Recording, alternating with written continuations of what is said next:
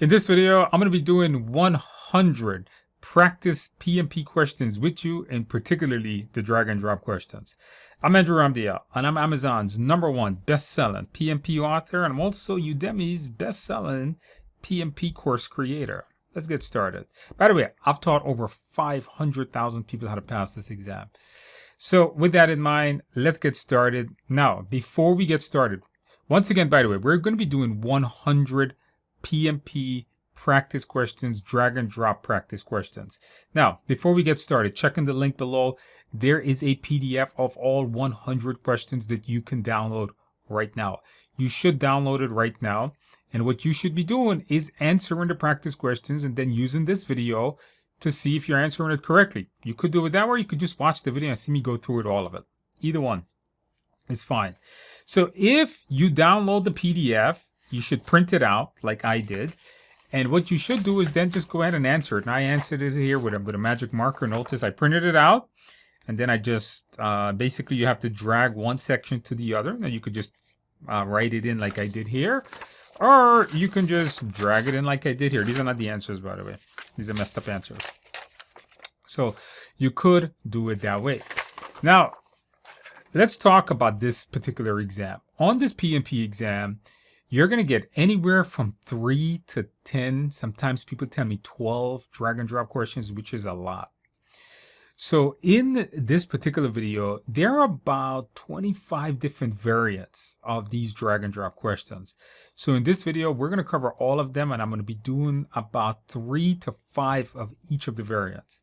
So you're going to see different questions, different variants of the question, and then you're going to see different versions of those variants. Now, let's go ahead and get started with this. Hopefully you guys enjoyed the video. And if you do, if you don't mind, can you click on the like button? We did put a lot of work into making this video. It takes a lot of time to make these questions. And we're making it free to everyone. We're not including it in the simulator. So if you can click on the like button, would be absolutely amazing. Subscribe to the channel if you want to pass your PMP exam. We have tons of great PMP content. Join me on the live stream. Also, by the way, if you want more of these types of questions, check out TIAexams.com. Again, TIAexams.com to get our exam simulator, which has much more questions and some of the best PMP questions. Let's get started. Okay, so let's go ahead and knock this out. Now, I did do this in PowerPoint, so if you guys can bear with me, it's not going to be the best experience when it comes to doing a drag and drop, but this made it easy for us to make. Also, so let's go ahead and get started. So in this particular drag and drop, what you're doing is you're going to have to align the role with the responsibility. So you just read the responsibility and then drag over the roles to it. So let's take a look at this. So who defines, this is question 1, by the way. Question number 1, who defines the user stories and acceptance criteria? Well, there's only one person that does that. That's the product owner, is the person that defines the user stories. Remember, the product owner defines the actual objectives, the actual scope of the project. Who collaborates to deliver potentially shippable increments? Well, the team does that. The team are the set of folks that is going to work together to build the increments. Who protects them from outside interruptions? Well, there's only one left. That's the Scrum Master. The Scrum Master, or the Agile product owner, is basically a servant leadership and performs impediments, interruptions, removing those impediments, removing those interruptions from the actual team. All right, that was the answer for number 1. Let's take a look at number 2. Number 2, these are items that we have on the right side, and then we have to drag what methodology will use these items. Let's take a look. So the first one up I have is user stories. Well, user stories is something that is used in Agile. Blended reporting. Now you notice it says blended. That means all different types of reporting. This is going to be a hybrid project. We'll use this. Earned value management. You could use it on Agile, but it's mostly used in traditional projects. Oops. It's mostly used on traditional projects. Let's put that right here. And lesson learned register. Now this is used on all projects out there. Every project should have a lesson learned register. Remember, everything that we do in life basically has lesson learned associated with it. All right, question number 3. Okay, and again, same type of question. We have the different items and who's going to be using it. Okay, who does a daily stand-up meeting? Well, that's an agile project. Roll and wave planning. Well, that's a hybrid project that uses roll and wave planning. Remember, roll and wave planning is as you learn more information, your plan evolves. That happens especially in agile, and it happens in traditional projects. So you would have that as a hybrid. A traditional project would have the WBS. Oops, let's bring this to the front. The WBS would be on a traditional project. And of course, risk is in everything that we do, not just in project management, but risk affects all aspects of life, including traditional, hybrid, and agile projects. Question number 4. Which one follows a sequential phase approach from initiation to close? So in this one, you're looking at the action and you're seeing, okay, what type of project uses this? Which one follows a sequential phase approach from initiation to close? Well, a traditional is always going to follow that step-by-step process-oriented method. Which one works in iterative cycles? Well, agile could deliver a product in increments or iterations. Hybrid uses a project plan. So this is a project management plan. That's going to be a traditional, and your product backlog is going to be in your agile. So this is going to be a hybrid project. Okay, hopefully you guys are doing well. Hopefully you got 100 so far. Question number 5. Okay, these are the actions and the impediments. So in this particular question, you're saying to yourself, okay, how do we fix, these impediments that we have here, such as resource shortage, what can fix that? Let's go through this. Communication breakdown. So I'm going to want to read it on the left side and then match it up here. Okay, communication breakdown. Well, what do we do? How do we manage a communication breakdown? Well, the best way to do that is to manage it with a communication management plan. Scope creep. Okay, so we have a problem. The scope is growing out of control. People keep adding to it. So let's go through these plans here. Is it implement a formal change control and review? Yes, it is. Is meeting to gather precise needs, execute the risk plan, adjust. You should read all of this before selecting it, by the way. So we're going to implement a change control process. That's how a good change control process will stop the scope from growing and growing. Resource shortage. So what happens here is we need to make sure that we manage our resource correctly. That way we don't have work that doesn't have people assigned to it, or people don't have the right materials to do work, basically. So we have to make sure we adjust our allocations correctly. Risk realization. Well, you notice this here. If the risk materializes, you realize the risk, you got to execute that risk response plan to deal with that risk. Now, lack of clear requirements. If you don't know what you're going to be doing on a project, what you're going to do is you're going to have to conduct a meeting, generally with your sponsor or your customer or something like that, in order to understand what they need. Okay, those were 5 questions done. We got 95 more to go. Okay, number 6. All right, so on number 6, we're taking a look at the Myers-Briggs Type Indicator, or MBTI. Now, what I suggest to do is to go to Wikipedia and there's a diagram on Wikipedia about MBTI that I use to make this question. Let me show you guys what I'm talking about. So I'm just going to go, let's open up our little web browser here. It actually opens up on my other screen. Let's go to MBTI. So we'll say MBTI. Hopefully you guys can see that. And here we go with the Wikipedia link. And this is the chart that I use to create the question. So all the MBTI questions we have, and I'm going to use this to do the first question. And then when we get more Myers-Briggs questions throughout these drag and drops, you'll know where I'm getting them from. So let's take a look at the question here. So what we have to do is we have to read the description, and then we have to drag which one of the indicators is that personality. So here we have Sarah. Sarah strives in team meetings where she actively participates and enjoy bouncing ideas off others. She gains energy from interacting with colleagues. So which one of these indicators would best do this? Well, for those of you guys, this is going to be extroversion. Now, how do I know that? Well, if I go back to the indicators, you'll notice extroversion, this is a person that's outgoing, fast-pacing. They tend to work out ideas, think out loud, being the center of attention. And again, I'm using the Wikipedia to do this question, but in the future MBTI, because we do have 3 or 4 of these, I'm not gonna be using that. Okay, Dave approaches decisions logically and objectively, often analyze data. So this one here deals with the way somebody is thinking. This is how you got to see it, to determine the most efficient course of action. What is this person, right? He values fairness. So I'm going to tell you guys this is thinking. How did I get this? Well, if we go back here, you have feelings versus thinking. So thinking makes decision in a person using logical reasoning. They value justice and fairness. They find flaws in argument. They're more reasonable and level-headed. So in this one here, notice values, fairness, and consistency. They make their decisions very logically. Okay, so now we have sensing and judging. So Rachel is organized and like to have a clear plan in place before starting a task. She prefers structures and enjoy working with established procedures. So you notice this one here is going to be judging. Is this correct? Well, let's go and see. So what is judging? Prefers to have matters settled. Thinks rules and deadlines should be respected. Prefers to have detailed steps. Make plans but want to know what they're getting into. So if you look at this here, this person likes established procedures and deadlines.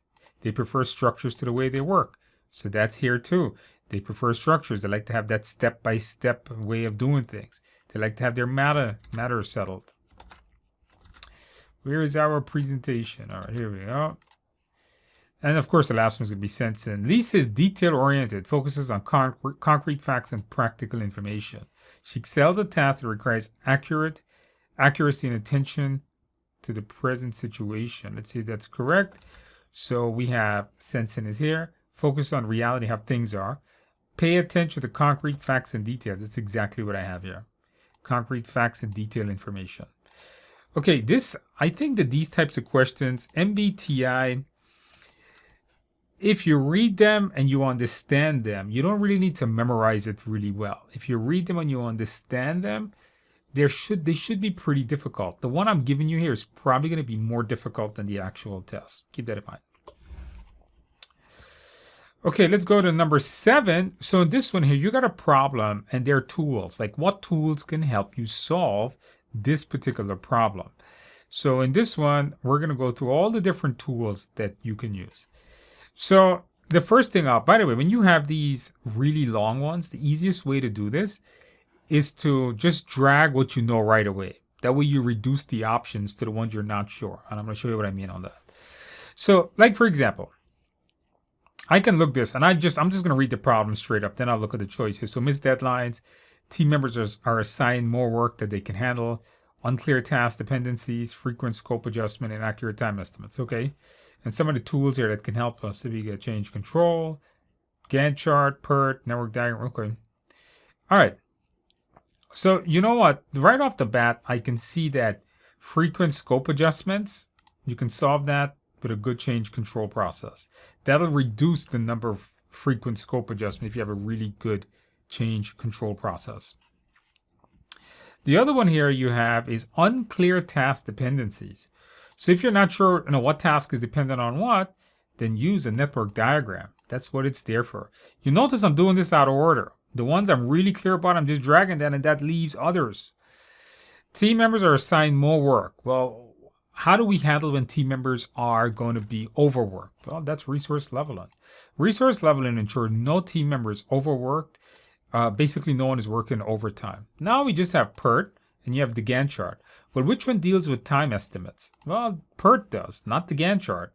But the Gantt chart does show you when a task should start and when a task should end. Hopefully, if you know when something starts and when it ends, you don't miss any particular, you're not going to miss any of those deadlines out there. All right, very good. Let's take a look now at number 8. Okay, so this is a really famous one on risk management. Now, in this one, what you're doing is you're going to have to read the action and then tell me how which one of these risk categories would fall in here. Like, is this needed right away or is it not? So let's go over this.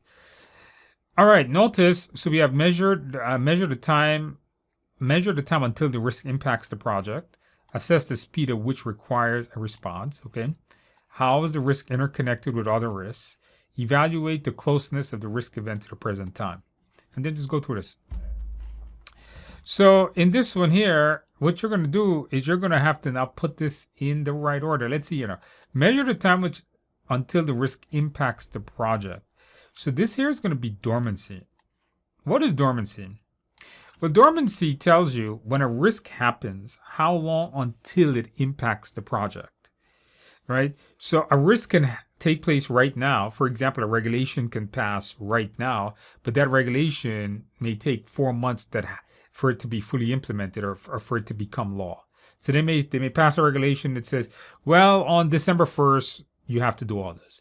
And right now it's like August 1st. So you have from August 1st to December 1st before this risk really starts to impact this project. So that would be a form of dormancy. When a risk does happen, how fast should the response be? If the risk is really bad and it takes place, then you should be responding right away. The longer a risk stays outstanding, the more it affects your project. So this is going to be urgency. How urgent is that risk? How are risks interconnected with other risks? How does one risk affect another risk? So that's going to be connectivity. This one is pretty easy because you notice the word connected is connected. How close is this risk to taking place, right?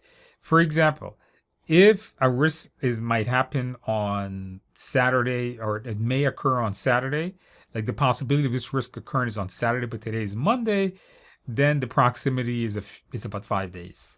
So from Monday to Saturday. So let's say proximity tells you how close the risk is to potentially happening.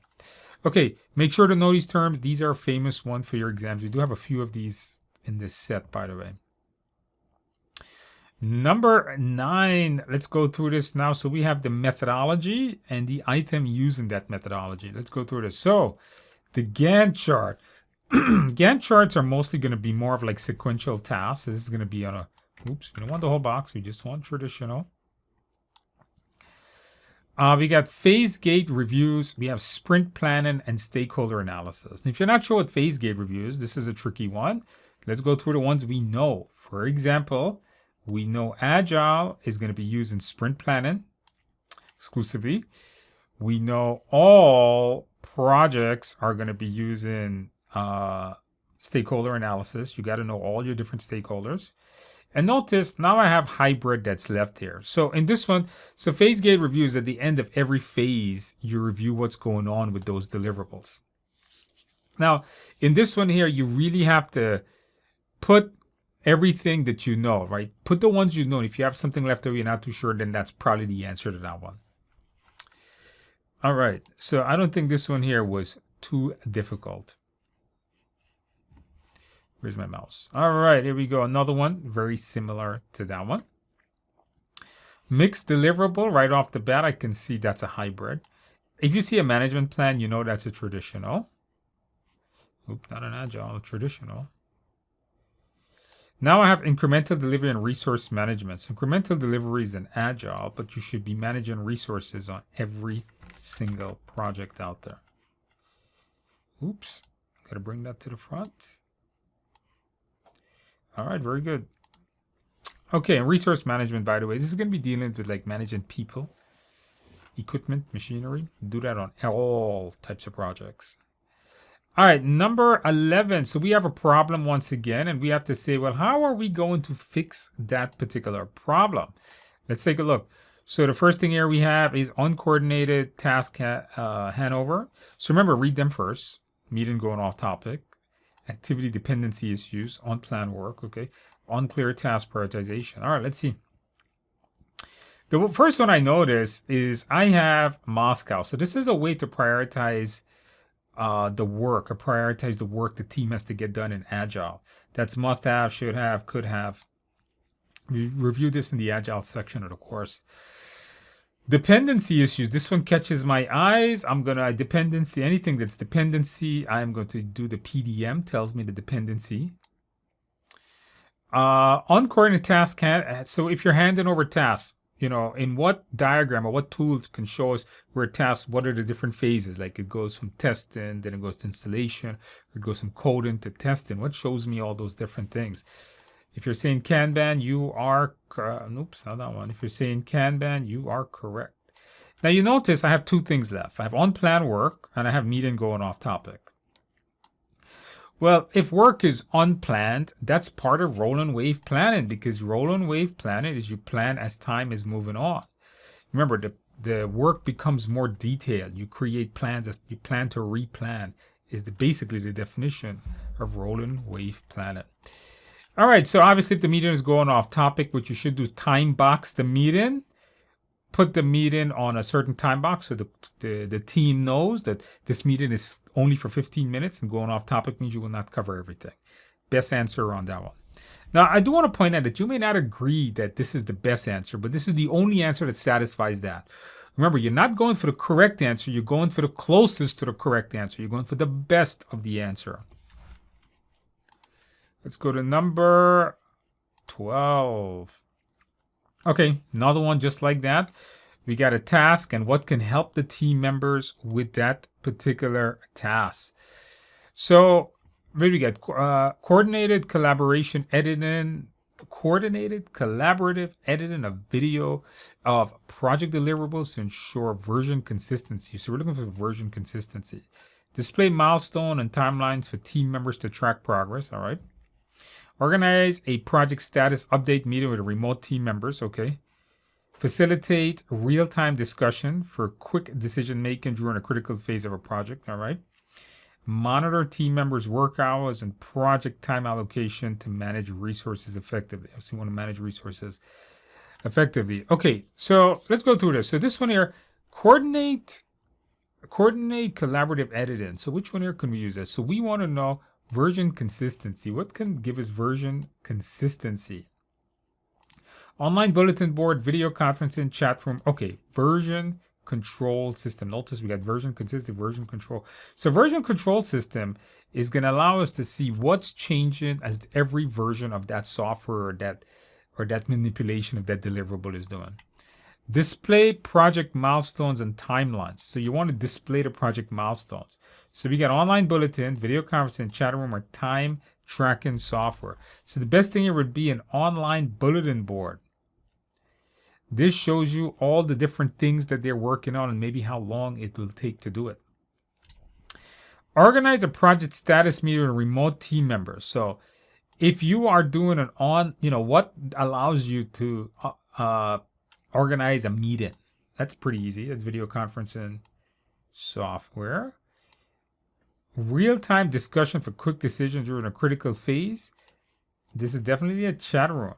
That way we can all interact at the same time. Remember, a chat room is not going to allow you to organize a status meeting. I know some people, I did this one in my class earlier, and people were saying, well, Andrew, well, nothing else fits here. Remember, you're going for the best, not just mostly the correct. Now, people to track time allocation, well, you need a time tracking software. Number 13. All right, so notice in this one, I have 5 different roles and I have only 3 descriptions.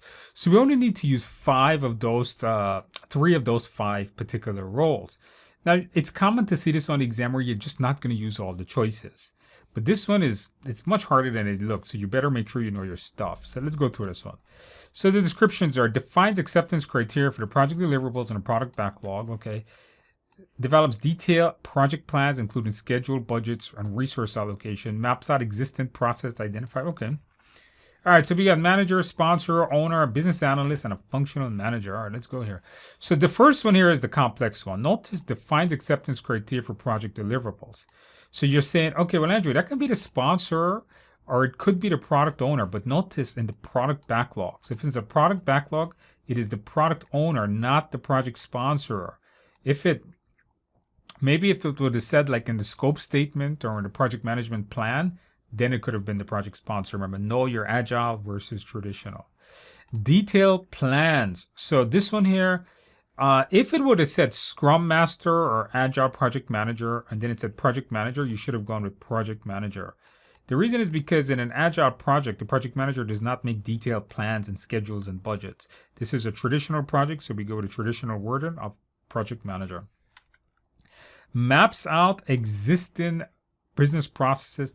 Who identify rooms for improvement? That's a BA. A BA does that. All right, a business analyst comes in and maps out, looks at your business and say, this is where you're going right, and this is what you need to change to fix it. Okay, number 14. Let's take a look at this one. Now, this one here is also going to deal with the risks, those different kinds of risks. So we have determines the potential delay before the risk materializes. Prioritize the risk that needs immediate attention. Maps the risk dependencies to understand its ripple effects. Gauges how imminent the risk is to the project execution. So put the ones that you know. And I'm going to show you guys that this one here, I thought, the one I know right off the bat, if you want to understand how it ripple affects, means how it affects everything else, that's going to be connectivity. So that one I know right off the bat. How fast should you respond to a risk? Like the moment you implement a risk response, like should you do that quickly or do you have time to wait? If you have to do it right away, that's called urgency. Let's put that right here. Now notice I have two. I have dormancy and proximity. Determines the potential delay. The moment I see delay, this is something that's dormant. So a risk happens before it starts to really affect your project. The delay before the risk starts to affect your project. Dormancy. How imminent is the risk event to the project execution is how close it is to your project. Okay, number 15. Now, number 15, not too difficult. Almost, this is going to be the same thing. Latency identifies the latency period of the risk, right? Next one is identify the required response time. Generally, the shorter the better. I know that one right off the bat. This is going to be urgency. Assess the links between the risk and others within the project. This is going to be connectivity. That one I know right off the bat. So you notice, once again, I'm doing the ones I know right off the bat first. Assess how soon the risk is expected to affect the project versus the latency, identify the latency period of the risk. So how soon is it expected? So if a risk is, how soon can we expect for it to affect that project? That's actually proximity. And dormancy must be the top one. Oops. Okay, very good. All right, good on those there. Let's go to number 16. Number 16. And this one here, we have the responsibilities and we have the role. Let's take a look. So, remove external forces to keep the team productive. Well, which one does that? Determines the order of the work. Determines how to do the actual work needed to build the product. All right, so this one here is pretty simple. So we have remove external forces. That's going to be your Scrum Master. Remember, remove impediments from your team. The order of the work, that's the product owner. The product owner determines the value of the work. They prioritize the product backlog. How to do the actual work, though, that's the team that will do that. Number 17. All right, let's take a look. Number 17. All right, in this one here, we have interpersonal skills, and we have to match the best interpersonal skills to a description or some kind of a problem. This should be pretty easy. All right, let's read them first. Convincing a stakeholder to adapt a proposed project, okay. Reaching a compromise with a vendor. A team member fully understands other concerns. Mitigating a disagreement between two team members to find a solution, okay. Leader empathize with a stressed team member to provide support. All right, we got emotion, intelligence, negotiation, influence, and conflict resolution, and active listening. All right, I'm going to go with the easy one here first, and that's going to be emotional intelligence. If you're empathizing with someone, you understand what they're feeling. Let's go with emotional intelligence. That's the most easy one. Convincing a stakeholder to adopt a project plan. If you're convincing someone, you should be influencing them. Thought that was the next easy one. Reaching a compromise. Now, if you're compromising with someone, what are you trying to do? You're trying to negotiate with that person. And you should always negotiate contracts anyhow. Now I come down to two. A team member fully understand other members. So that team member should be active listening. For you to fully understand someone's other issue, you need to be actively listening. Now, if you're mitigating a disagreement, the moment you see disagreement here, you have to put conflict resolution. Now, this is the order I did it in, right? This is how I saw it. What I found was the easy ones you may not have. Maybe you found that one, conflict resolution, to be the easier one. So do the easy ones first and then just drag in the rest. Number 18. All right, these here we had before, the action to the methodology. Team does a daily stand-up with a WBS. Interesting. Adapts to changing requirements even late. All right. Conducts detailed WBS and Gantt chart planning. So I know I got this right off the bat. So if you are doing changes even late in development, you're 100% agile. If you're doing a stand-up with a WBS, you are a hybrid, because stand-up meetings are agile and WBSs are predictive. And of course, traditional project will use a WBS and a Gantt chart. All right, good. Okay, so in this one here, I'm giving you basically two things and you have to drag them in. So we have the methodology and the description. So these descriptions, which one goes where? Like predictive requirement, is it this one or this one? When it comes to changes, is it this one or this one for predictive and or agile? Let's knock it out. So let's take a look. The first thing is requirements and predictive. Predictive, are the requirements fixed and defined, or is it evolving and changing? Well, in this one, it's going to be fixed and defined, and agile is going to be evolving throughout the project. Now, let me stop right here. Sometimes on the exam, it might not be as big as this, but they're not going to they may not separate it the way I did. If they don't separate it the way I did, that just made the question a whole lot more complex. So read carefully. I try to separate it to make it a little easy for you guys, but remember, on the real test, they may not. Okay, when it comes to changes, is predictive managed through formal change control, or is it embraced and incorporated?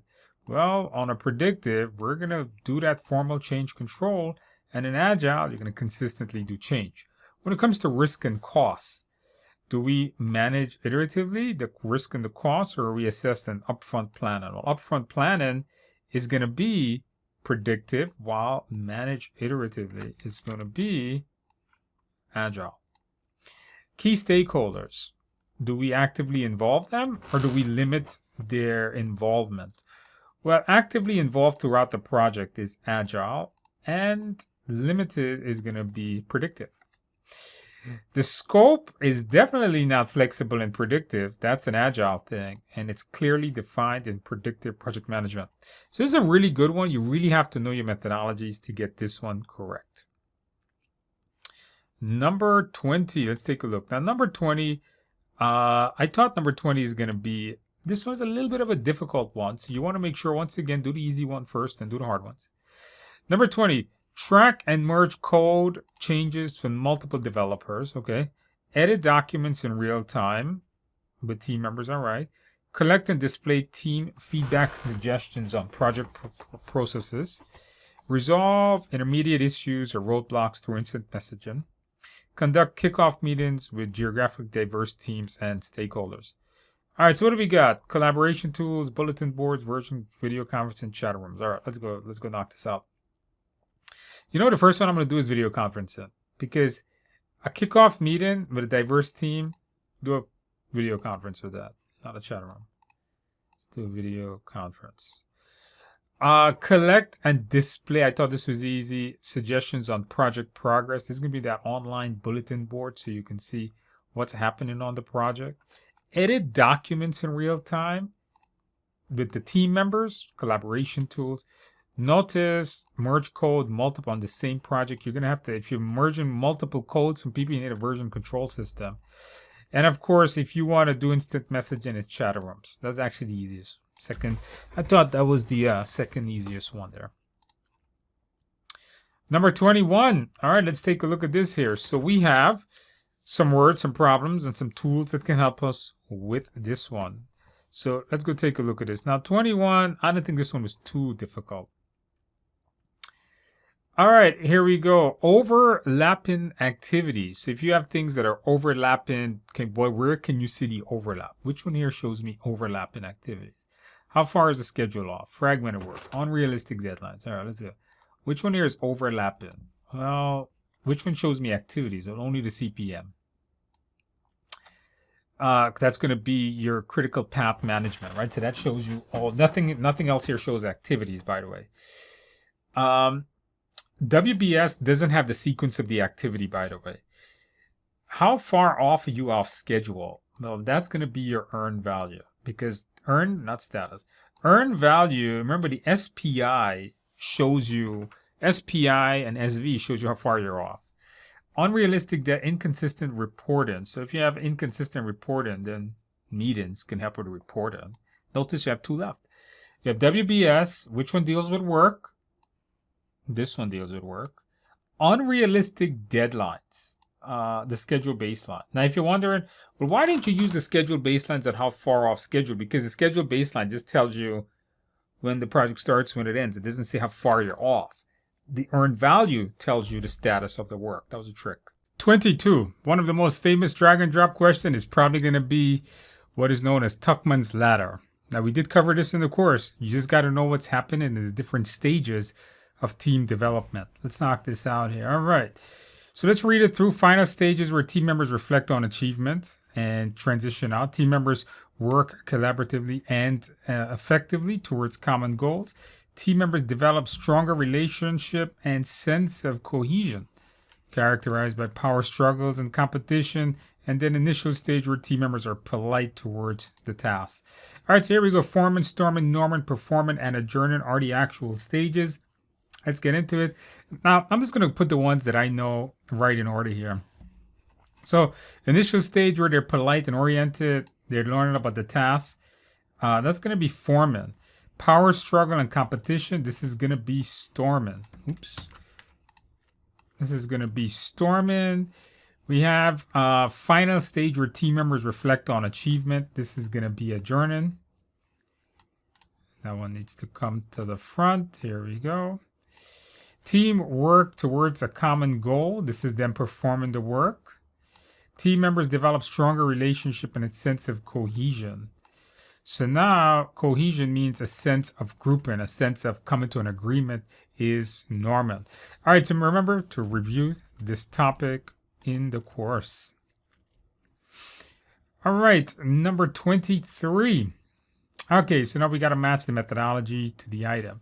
The project manager uses a PM plan for near term while keeping future tasks at a high level of product backlog. Right away, this is a hybrid. Why do I know it's a hybrid? Because he's combining two things. He's using a PM plan and a product backlog. Next one, when a significant change request is submitted, the project manager convenes a meeting to evaluate the impact and approve. So if you're approving or disapproving changes, that is a traditional project. In Agile, you don't do that. At the end of each sprint, the team delivers a potentially shippable product increment. This is a 100% and Agile. It's Agile delivers incrementally. 24, another one similar to that. Each morning, the team gathers for a brief meeting where they share what they did yesterday. That is an Agile. That is called a stand-up meeting. The project manager gathers all stakeholders and team members to outline objectives, schedule, and roles. That is definitely a traditional. You know why? Because Notice gathers all the stakeholders, and because they're outlining what they're going to be doing. In Agile, this is progressively elaborated, especially things such as the objectives, which is going to be the scope.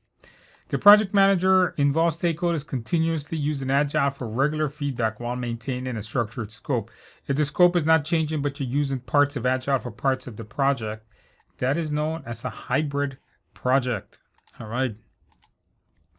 So far, we are going good. Okay, here we go with another.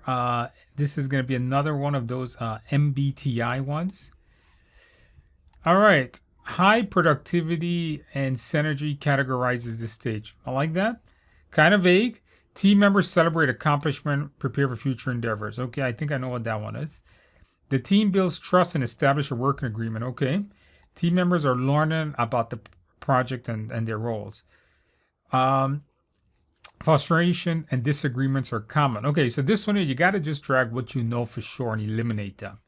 I left this one particularly as a high level, so you would use that strategy. Okay, so here we go. Team members celebrate accomplishment, prepare for future. That is 100% adjourning. All right, so what are we doing in adjourning here? In adjourning, that means the team is done. The project is finished. Notice if they're fighting, that's definitely a storm. If they're learning about the project, that is forming. Now comes the hard one, right? We got team members. The team builds trust and establish working agreement. High productivity, key word. High productivity means they are doing the job. That's when they should be the most productive at this point. And Norman is coming to a working agreement. How are we going to get the job done? That's Norman. Question number 26. Let's put the role to the description in this one. Assist the team in identifying and resolving this risk. Okay. Proactively identifies, assists, and mitigates risk throughout the project. Okay. Makes high-level decision, approves the major project changes. Okay. Approves resources to a project manager. All right. This one here is going to be tough. Let's see what we get. So we got two things here on risk. One is assist the team, and the other one is proactively you're doing it. So I can tell right off the bat. So we got roles: project manager, scrum master, project sponsor. So this is going to be a scrum master. You're assisting the team. The other one here is proactively identifies. So this is a project manager because you're not a servant leader here. It's a scrum master or agile PM. Makes high-level decision, approves major project changes. This is going to be the project sponsor. Now, who approves resources to a project manager? Well, it's definitely not the project manager. Is it the BA or the functional manager? Well, the functional manager generally controls resources on the project.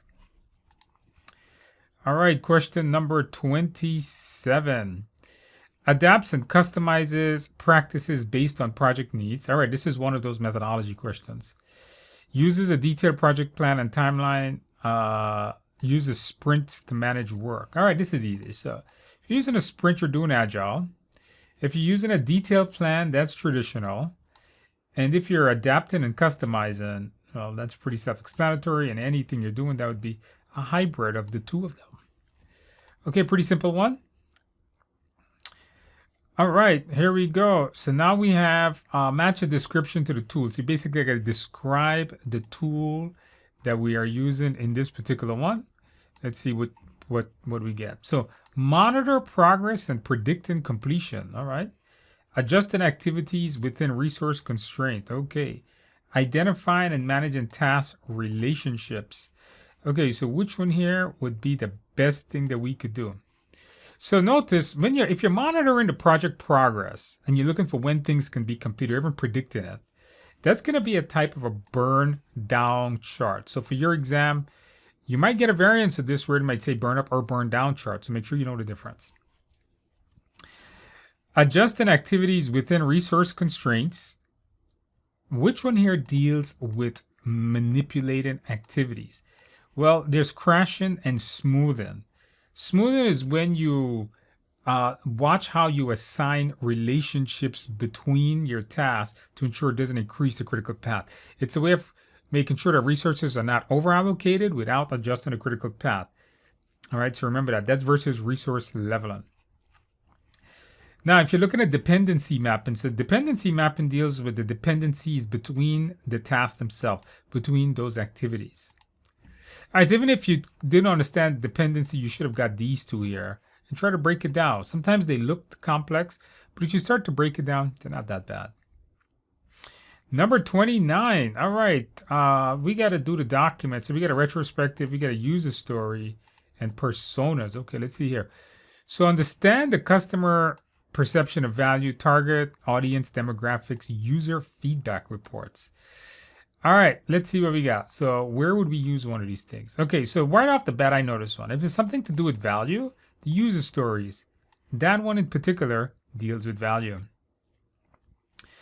Who are we going to be, who's the person that's going to be using this product or this particular feature? That we're going to say a user persona. This is when the team outlines who What is the perfect demographics? What is the perfect person for this particular feature? User feedback reports. We'll take what the user gives us and we'll take a look at it in a retrospective to see what we did right, what we did wrong, and what we need to do more of or less of too. Okay, number 30. Here we go. All right, so another MBTI question. The team finds consensus and begin to function more smoothly. All right. The team completes the project and disbands, reflecting on their work. Focuses on orientation and setting initial expectations. The team reaches peak performance with effective collaboration. Conflicts and frustrations arise as team dynamics are tested. All right. So here I'm going to go once again with the easy one. Once I see conflicts and the team is not having a good time, they're having problems with each other, that's definitely a storm. I noticed the team right here is focused on orientation and sitting next. That's going to be foreman. The team completes and disbands. Now I'm doing them in the order that I find easy. You could have done them in any order. Remember, I do them in the order I find them easy. All right. Once again, I need to bring that to the front. The team finds consensus and begin to function more smoothly versus the team reaches peak and effective collaboration. So this one here, you got to make sure that you understand the difference here. Notice, finds consensus and begins to function smoothly versus they reach their peak. The only time they can reach their peak performance is when they start doing the work. The norm is when they come up to a consensus. Okay, let's do it this way. So I thought the rest were easy, but this one here, the first and the fourth one, I thought was a little difficult. Or at least I try to make it difficult for you guys. 31. Okay, so this is going to be a risk mitigation. I think it's the first time we're seeing one of these here. We have quite a few of these. These here are very common, very, very common on the exam to see what risk response, what description fits what risk response. So let's go into this. These are the responses. These are going to be your different actions. So adjust the plan to remove the risk. Assign the risk to another party, like insurance. Acknowledge the risk and choose to deal with it if it happens. Take steps to lessen the risk. Hand the risk over to someone with more authority. All right, here we go. I thought this was pretty easy. So remember, if you're adjusting the plan, if you're going to remove the risk and the risk is gone forever, that's called avoidance. So if the risk is gone, it's avoidance. If you're assigning the risk to a third party, that is called transfer. So that's like insurance. Insurance is probably the most famous thing to transfer a risk. If you acknowledge it, but you ain't going to do anything about it, that's called acceptance. If you're going to reduce its probability and or its impact, that's mitigate. And then if you're going to push the risk up to someone higher than you, that is escalate. All right, pretty simple one. Just make sure you know your risk responses. I do want to mention that keep in mind for the exam, the difference between the two one that confuses people the most is avoidance and mitigate. Remember, avoidance completely removes the risk. The risk is 100% gone. Mitigate doesn't remove the risk. It doesn't make it go away. It just reduces its probability and or reduces its impact. Remember those for the test. 32, here we go. All right, so we got some different documents or processes, I guess. And what description would they fit into? Okay. So we have detailed near-term planning while keeping long-term planning flexible. I like that. Prioritize tasks on must-have, should-have, could-have, and wouldn't-have criteria. All right. Analyzing allocation over time. So this one is easy. I actually made this easy here. So this is a prioritization technique, and the Moscow literally means must-have, should-have, could have, all right, and won't have. So literally that is put there to help you guys out.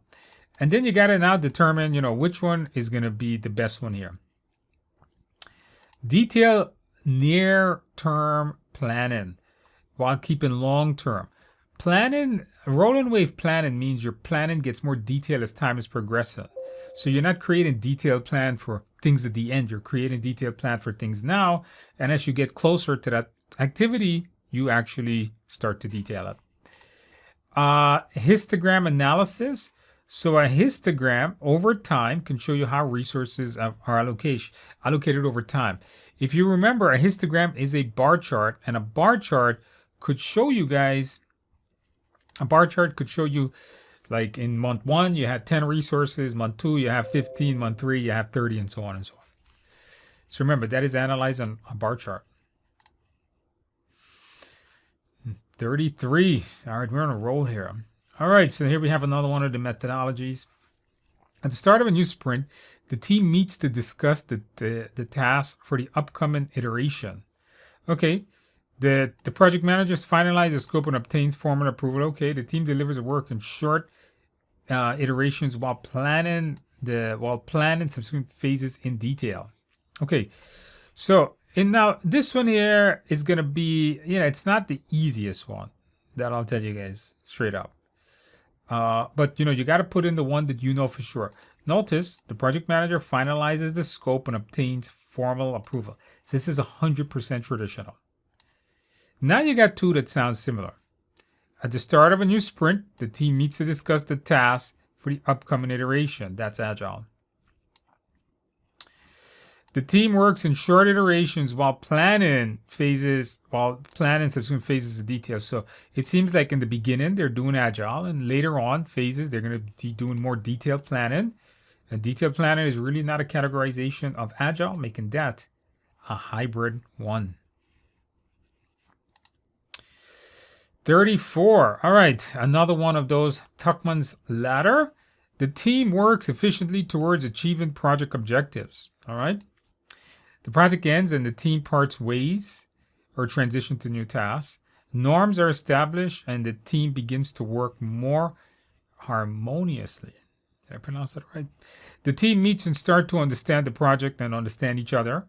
Internal conflict occur as the team members are pushed aside. All right, let's put this in objective. Notice the project ends right away. I know that's right up. That's going to be a journal. Like I can look at that and see that. That's pretty easy. By the way, this one is the easiest of all the ones we have. Norms are established and the team begins to work together. So obviously that is normal. I left that word in there to make it easy for you. Remember, on the test, it may not come that easy. It may say the team is established and they begin to work more harmoniously. The team meets and start to understand the project. That's forming. Internal conflict occur. That's storming. And the team work towards achieving the objective. It means they're doing the task. That's how I saw it as the easiest one. If you saw it differently, maybe you did it in a different order. 35. Okay, so this is an impediment and a description of that impediment. So let's see if you guys can get this. So we get team members feel disengaged, unmotivated. All right, tasks are not completed on time. Okay, team lacks necessary skills for certain tasks. Overlapping roles leading to frustration. Team members must have unresolved disagreements. Team members have unresolved disagreements. So let's see what you guys have here. So we got ongoing dispute, missed deadlines, low engagement, unclear responsibilities, insufficient expertise. So right off the bat, I can see this. This is an easy one. Lacks necessary skills. So I can see, hey, that's insufficient expertise. The other one here I have is task not completed on time. That's some kind of a missed deadline. You notice some of these are easy and some are hard. So let's do all the easy ones first. All right. Overlapping roles. Well, roles are deals with responsibilities, guys. So they're not sure who's doing what. So they're just basically doing everybody's. They feel disengaged and unmotivated. Is that an ongoing dispute or low engagement? The team members have unresolved agreements. So this is an ongoing dispute and low disengagement. It says in disengagement there, and it's low engagement. All right, pretty easy one. Do the easy ones first and do the hard ones. Remember, do them in the order that you feel comfortable in. 36. Okay, so which one of these is going to use one of these things? All right, so we got a milestone chart, continuous integration. If you're continuously integrating things into it and you're changing things, agile. If you have a flexible and a fixed scope, let's bring this to the front. That is going to be a traditional project. And hybrid is going to go into that milestone chart. Nope, I said that wrong. Sorry about that, guys. I messed that up. Traditional, wasn't thinking.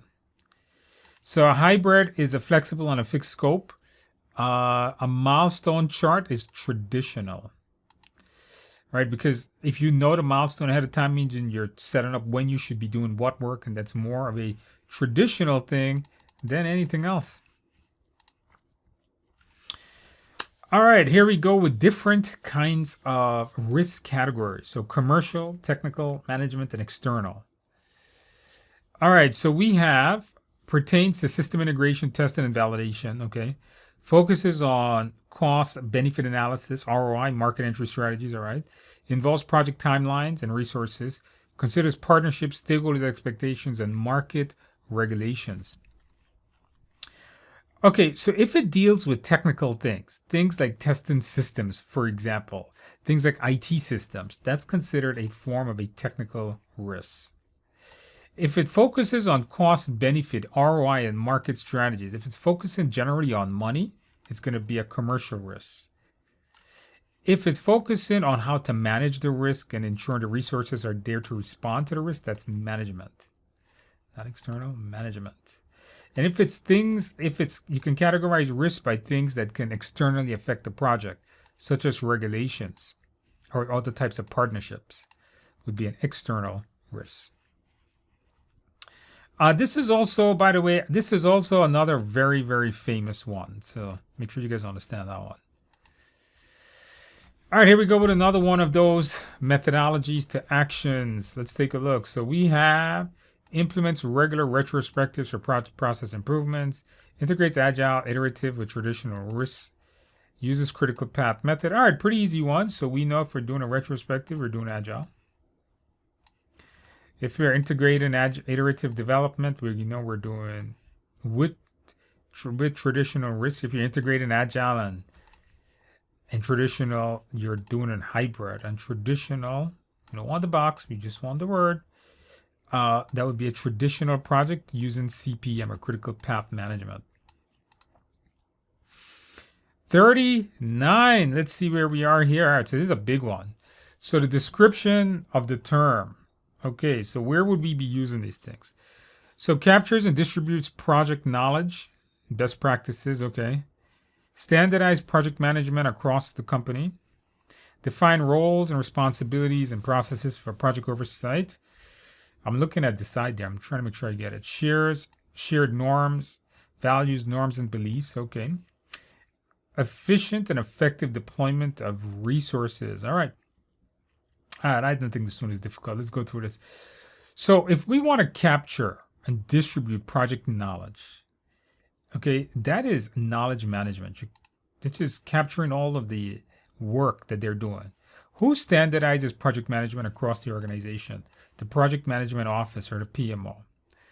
What define roles, responsibilities, and processes for project oversight? Notice the key word here is project oversight. That's going to be your governance framework, or governance within the business. The culture is the values that the organization share, and resource management, efficient and effective. This is how we manage resources. So I did put in two keywords to make it easy. The first one, notice the first one is knowledge, and resources. The rest of it, you had to make sure you understood it. All right, 39, 40. Here we go with one of those MBTI. I think I still have it up. Don't forget to use this MBTI graph in order to get it right. I'm just going to give you guys the answer as I have it here. I do have a more complex MBTI coming up a little bit later. If you have the PDF, you probably saw that. Okay, what do we have here? So John insists on following a detailed plan, adhering strictly to deadlines, and empathizing efficiency in order for all tasks. This is called judging. Marie is known for ability to connect with others. If you're connecting with others, that is called feelings. Alex enjoyed debating different approaches and thriving brainstorming. So Alex, is he should we get introversion or extroversion?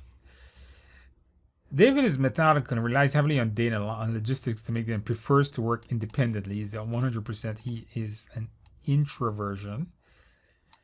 And brainstorming session, this person is definitely an extroversion. So these two I thought was easy to identify. And if you were just like guessing, Known for ability to connect. This is definitely more of a feeling. This one here is more of judgmental. Notice detailed plans, strict deadlines. Oops. Emphasizing efficiency. So judging. Once again, I'm just showing you guys how to do this. Prefers to have matters, think deadlines and rules. Prefer to have structured, make plans, what to know when they're getting there. Then you're considered judging. All right. So notice this one here, a detailed plan is following step by step. All right, I'm not going to go through every single one of these things here to keep the video going, but you guys can take a look at this before back to that chart. 41. Okay, let's see here. We got which one here is using these terms. Which one of these practices is using what? So a retrospective is definitely an agile. PERT is going to be traditional. And if you have a product backlog and a scope statement, that is considered a hybrid project. All right, here we go with another MBTI question. I know I got two of them coming up in a row here. Okay, so let's see here. John enjoys thinking about the big picture and future possibilities. He's innovative and often comes up with abstract ideas and then pushes forward. So thinks about the big picture and the future possibilities. This is more of an intuition. Emily's empathetic and considers how decisions will affect her colleagues. She values harmony with the team and strives to create a supportive environment. This is mostly with feelings. Once again, I think that's feelings. I forgot. Let's go to feelings. Base your values on personal on how your actions affect. Yes, value harmony and forgiveness. Likes to please others. Could be okay. Good. So consider others. She values harmony with the team. Okay, yeah, that literally matches up. Alex is adaptable and enjoys keeping his opinions open. He prefers a flexible approach to work and is comfortable with last-minute changes and spontaneous decision. Michael prefers to work independently and often needs quiet time to reflect on before contributing. So I can see right now this guy is an introversion. He's more comfortable one-on-one. That means this must be perceiving. So see, I actually, as I'm filming this video, I actually forgot what this one was. But I could have figured it out. That's why you guys have to know the chart. All right, make sure you know that chart really well because you probably will get one of these. Now, I do want to point out that there is another variant of the question where it's easier. The ones I'm giving you, they're harder. This is an easier version of it. They probably wouldn't give you so much, but where they may just give you, they may describe somebody, and you have to say, is this person an intro or extra? Is this an intuition or perceiving? Is this a feeling or a judging? That's how they may do it. All right, so let's go see. So I draw the line, so you're basically going to take one of these and you're going to put it to one of these things. So this is making it a lot easier. So let's see what you guys get. Okay, so makes decisions based on logical analysis versus enjoy working alone. So if you enjoy working alone, you're introversion. If you are making decisions, you're thinking because you're making based on logical analysis. That is thinking. Prefers brainstorming group sessions versus concrete information. So this is extroversion and sensing. Looking for that more practical solution. Focuses on abstract ideas and future possibilities versus likes to keep your option open. Intuition. Going with your intuition here. And perceiving is the other. Enjoys detailed plans and sticking to schedules. Makes decisions based on values and impacting people. All right, so in this one here, we're going to go with judging. Enjoys detailed plans. Remember, detailed plans got to be those step by step. And feelings, how is it affecting other people? How does it impact other people? All right, guys, very good. 44. Let's see what we got. Okay, so these are different categories of risk once again. Deals with the development and implementation of technology solutions. Okay, so this is a technical risk.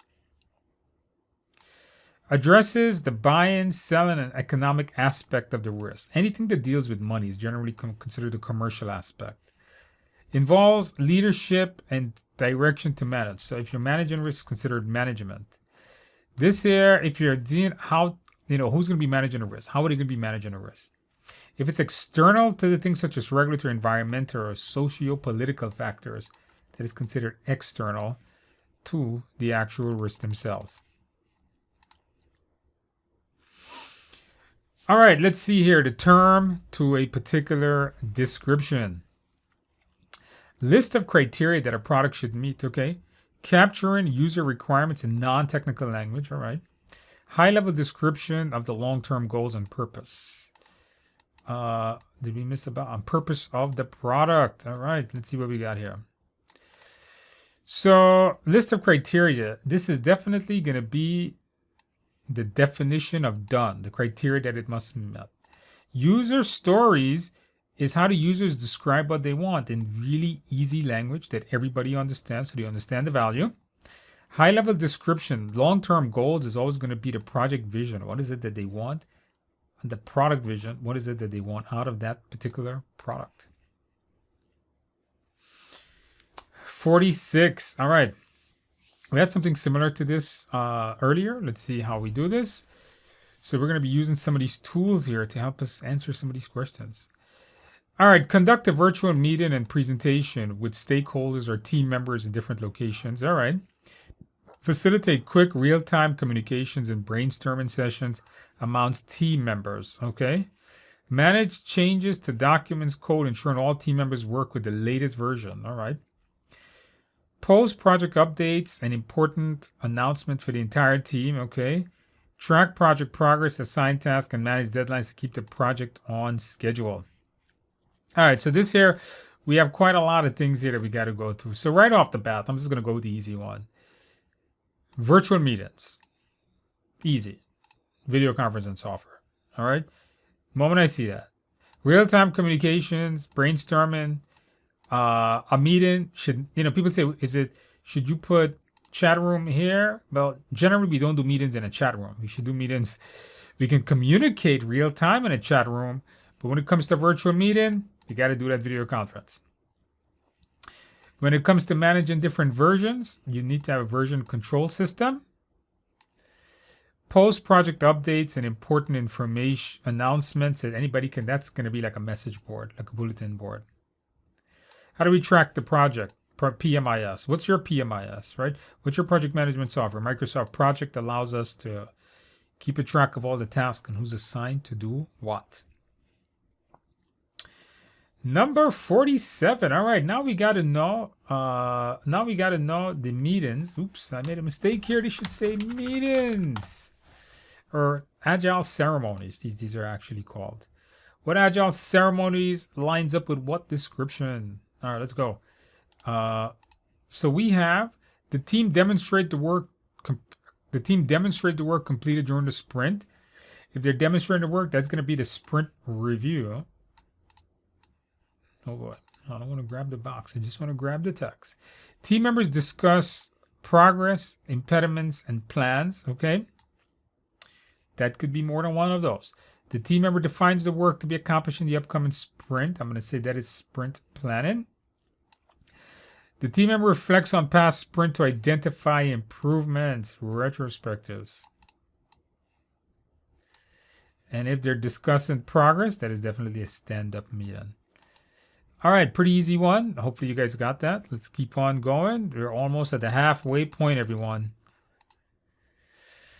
All right, another big scenario here. Let's see technical practice coming up to the scenario where we can use these things. Visualize the project schedule showing task duration and dependencies, okay? Reviewing or approving changes to the project scope, schedule, or budget. Defining roles and responsibilities for tasks, all right? Documenting what went well and what didn't at the end of the project phase. All right, so this one here, we got lesson learned, CCB, Gantt chart, RACI chart. So you know what? I'm just going to notice right at the end. If you document what went right and wrong, that's lesson learned. Detailed roles and responsibilities, that's literally the RACI chart. The roles, responsibility that you assign on a project. RACI stands for responsibility, accountable, consulted, and informed. Visualize the schedule. If you want to see the schedule, you use a Gantt chart. That, remember, Microsoft Project is based on that. It shows you all the tasks. Reviewing and approving changes to the actual, reviewing and approving changes to the scope, the schedule, and budget. Who reviews changes? The Change Control Board. All right, very good. Hopefully you guys were almost halfway, guys. Stick with me. All right, interpersonal skills, guys. Let's see how we're going to get this. Paying full attention on understanding the speaker's message. All right. Addressing and managing disagreements effectively. Okay. Reaching mutually acceptable agreements. All right. Persuading others to support a course of action. Recognizing and meeting one's own emotions and emotions of others. So right off the bat, I can see that emotional intelligence is going to belong here. Because if you're looking at your own emotions, that's knowing how to manage your emotions. If you're going to be persuading others, all right, by definition, if you're persuading others, you're going to be influencing them. If you're going to be reaching a mutually acceptable agreement, that means you're negotiating. Now, how do you address disagreements? Well, conflict resolution. Pay full attention when somebody's speaking is active listening. All right, pretty simple one. All right, guys, 50. Here we go with the halfway point. We got the role and the responsibilities here. Let's see what we got. Removes impediments that hinders the team progress. Self-organized to complete the sprint. Prioritizes the product backlog. All right, so the product backlog is all done with the product owner. The Scrum Master will remove all the team problems, hopefully most of the external problems particularly. And the team would be a self-organizing, self-directing, self-managing team. All right, guys, congratulations. You have done the halfway. How are you doing so far? I forgot to mention this. If you can get like an 80% here, I think you're going to be good for your test. 51. All right, let's take a look here. 51. Okay, so same thing here, methodology to what exactly is it? All right, early in the project manager and team identifies potential risks, document them in a risk register, and develop mitigation. Good. The project manager utilized integrated change control for the installation and a backlog for development. All right. Midway through the sprint, the product owner and team review the upcoming stories. Okay, let's see here. So this here, pretty easy one. Okay, if you're doing all the mitigation, doing all the planning up front, you're doing traditional. If you're going to be utilizing integrated change control for installation and then using a different approach for development, that means different phases, different approach. That is a hybrid. And then, of course, this is Agile, because in Agile, you will be using sprints and you should be doing consistent check of the work. Question number 52. All right, we do have some different Agile work here. Let's see how you guys get this. Now, if you know you're Agile, I thought this one was pretty easy if you know you're Agile well. At the start of the new iteration, the team meets to decide on tasks. They develop top priorities, break down items, and assign responsibility to ensure everyone understands the objective of the next work period. All right. During the iteration, the product owner and the team gather to improve the list of upcoming work. They clarify user stories and adjust priorities, ensuring readiness for the next cycle. Okay. The team reflect on the past cycle. They discuss success, challenges, and areas for improvement to enhance team processes. So if they're meeting at the end, this is going to come at the end. This is the retrospectives. During the iteration, the product owner meets with the team. The only person that can review the work and improve the list of upcoming work is the product owner. And that's generally done when you refine the backlog. So backlog refinement. And sprint planning is when the team meets and decide what tasks are doing in the next upcoming sprint. All right, here we go. Another popular drag and drop for your exam, guys. This is going to deal with definitions of some terms of how work is done on a project. So let's go take a look at these terms here. So we have people start to apply themselves to a task just before the deadline. Okay, sometimes that team members does that. Work expands to fill the time available. This is a common thing. You give someone 8 hours to do something, they take 8 hours. You give someone 2 hours to do the same thing, they still take 2 hours. So work is expanding to fit the time. Team members pad their estimate to protect themselves from potential delays. A failure occurs when responsibility is transferred between members. All right, so this here, people apply themselves the deadline. This is what people do in college. They wait till the last minute to do that term paper. That's called student syndrome. When work is expended to fill the time, that's called Parkinson's law. And if they're patterned, they're self-protected. In other words, they don't want to get in trouble. They're saying they're giving maybe longer estimates than they should have. Now, drop baton is when one team finishes and takes, the other team may not be ready, so the work doesn't move on to the next phase right away. It's like if it's like in a relay race where somebody drops the baton in a relay race and the other person then has to go back. So there's this big delay happening and then pick the baton up. Okay, make sure you know these terms. They're very popular for your tests. Okay, let's go here. Measure project performance and progress. This is description to a document. Against the plan. All right. Breaking down deliverables into tasks.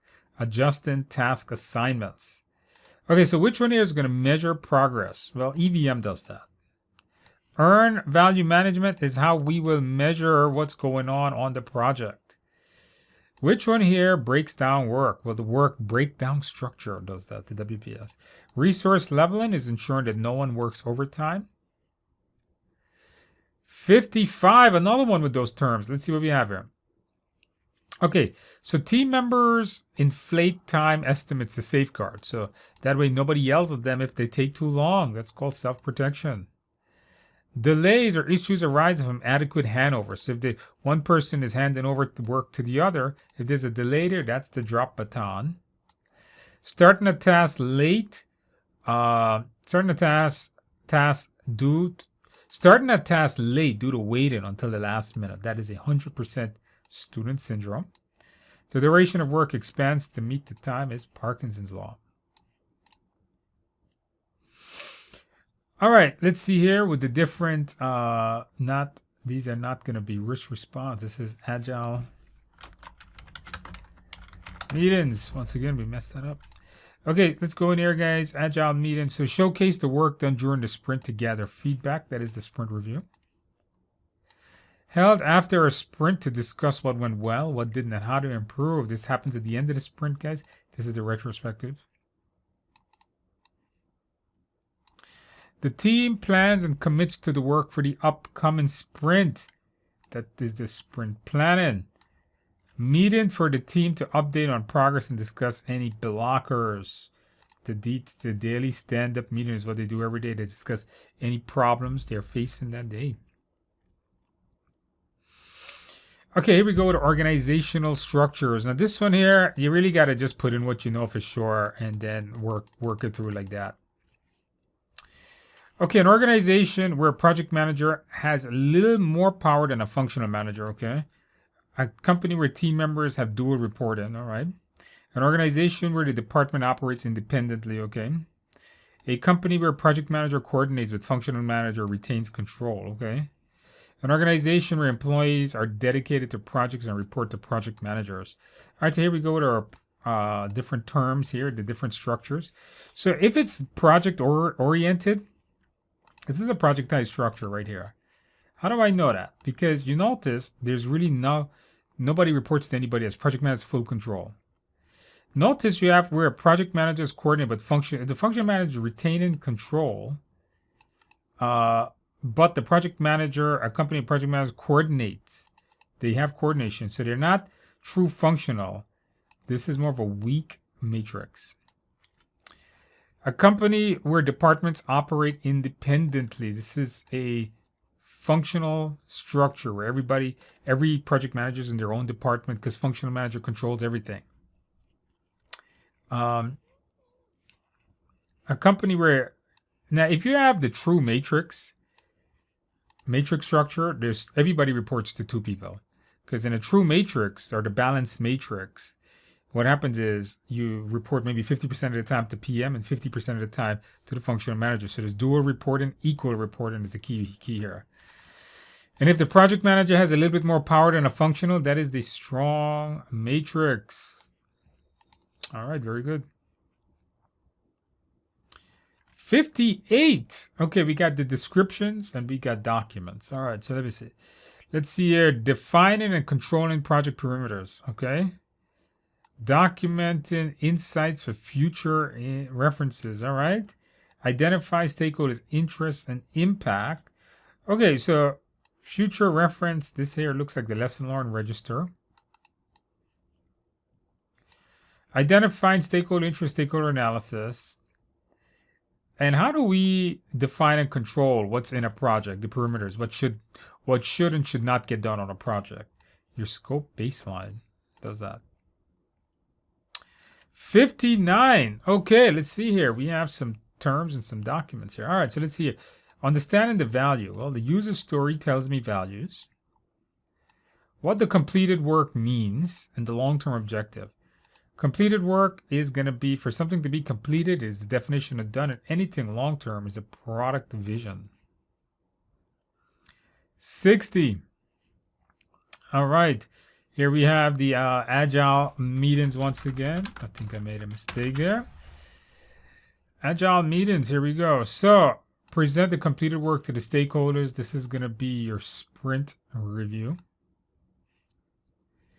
Outline agreed tasks for the next sprint, your sprint planning. Share updates and identify any obstacles, the daily stand-up. Reflect on what happened, what was the outcome on the process, retrospective. All right, that one was pretty easy. We had something similar to that. Okay, here we go with 61. This is going to be all kinds of risk assessment. Take steps to reduce the likelihood or impact of the risk. So if you're reducing risk, you are mitigating that risk. Acknowledge the risk without taking action, allowing the project to continue. If you're not taking any action, that's accepting the risk. Shift the impact to a third party through insurance. That's always a transfer to risk. Alter the project plan to eliminate risk entirely. That's avoiding the risk. Remember, if the risk goes away, that's avoidance. And if you rise it to a higher authority, that's going to be escalate the risk. So if you are giving it away to somebody else, that is escalating the risk. Question 62.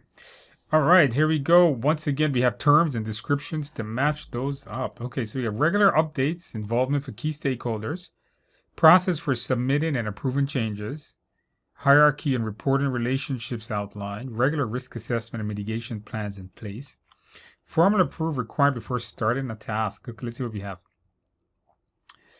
All right, so I'm going to put the easy ones in. All right, so I noticed formal processes for submitting and approving changes. This is going to be a change control system. You have a hierarchy and reporting relationship outline. This particular one is going to be a structure, organizational structure in place. You have the right structure, who reports to who. Think of an organizational chart. This one here deals with regular risk assessments and planning. So that's going to be a risk management framework. Then you have two, updating, involving stakeholders. That's going to be keeping them engaged. And a work authorization system tells you the order of work to authorize work. That tells you when work should start. Okay, very good. 63. Okay, so where are we going to use one of these here? So we got a burn down, we got a scope baseline, and we got incremental. So Agile loves their burn up and burn down charts. In a traditional project, you have a scope baseline, and in a hybrid, now keep in mind, hybrid is not just traditional and Agile. It could be different methods of Agile. So maybe you're using prototyping along with incremental development, right? So you're combining different Agile methods. 64. Okay, we go with another risk one. Okay, delegate the risk to a third party, often through contract or insurance. So that's transfer. Change the plan to completely eliminate the risk. That's avoid. Report the risk to a higher management when it cannot be managed at the project level. That's escalate. Not the whole box, just the word. Implement actions to lessen the probability or impact of the risks. That is mitigate. And then we want to accept the risk. I know it's out there without even reading it. Recognize the risk, take no. So if you take a no action against the risk, continuous plan. That is called acceptance of the risk. 65. Okay, one more time with these different kinds of methodology here. We have risk register, adaptive planning, balanced team structure. So we have the risk register, adaptive planning. This adaptive plan is definitely agile.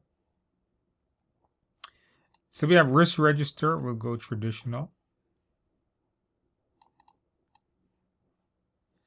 And a hybrid project, this here is a balanced team structure.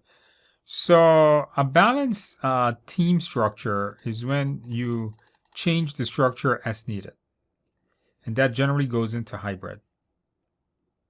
66, here we go, one more time. So we have tailored approach, critical path management, product backlog. So product backlog is agile. Hybrid is tailoring the approaches, and traditional uses the critical path management. Okay, here we go with the different kinds of risk categories again here. If there's something to do with technical things, such as computer hardware and software, that's a technical risk. Anything to deal with money is generally considered a commercial risk. Anything to fluctuation of money and volatility. The way you manage and allocate resources is management. And if it's something external, it's called an external risk. Okay, we go responsibilities that are out there. Okay, design and develops features according to the product backlog. That is the development team. Ensure the team follows the Scrum processes. That's going to be the Scrum Master.